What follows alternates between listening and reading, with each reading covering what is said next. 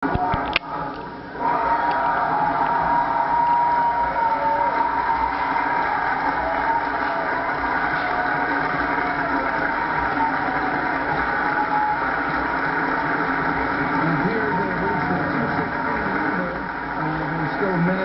Obviously, people can change their votes, but looks like they have reached the 216 number, meaning that the Senate health care bill has now passed.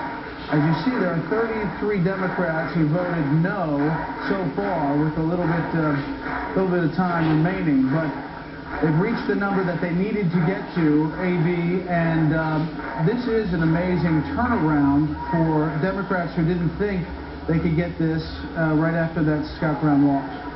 It is, and I'd like to add to my comments before. I think that this is the last huge reform any of us will see passed in this Congress or future Congresses. The Democrats are wiped out from this effort. I think the next thing they will pivot to is financial services regulation, at a battle that will be very difficult for a very divided Democratic Party. This is sort of their last agenda item left that they know they have to push forward this year.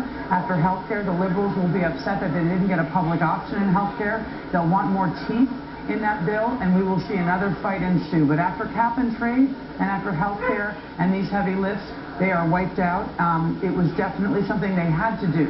But it does not mean that we're going to see education reform and immigration reform and another climate change bill come out of the Senate and all the other things that they talked about the chants on the floor were yes we can when they got to 216, and it doesn't look, Steve, like they're going to pad that as much as we thought they were going to pad it.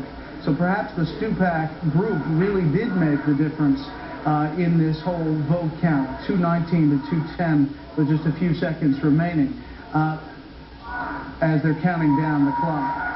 So, well, I think it's interesting that it looks like the Stupak group was in fact decisive here. If they've got 219, you're talking about 2 votes flipping the outcome. I think that's rather interesting, given what we've seen and what we've heard from the Stupak group all along, and the fact that you had news organizations reporting Friday in the New York Times that Nancy Pelosi was already at the point where she was doling out favors and telling people who could and couldn't vote because they had the votes. You've been hearing from Democratic leadership, in effect for a week, that she already had the votes, that this was a done deal, trying, as they were, to build this sense of momentum and the sense of inevitability. That all turns out, it looks like, just from the raw vote totals, not to have actually been the case.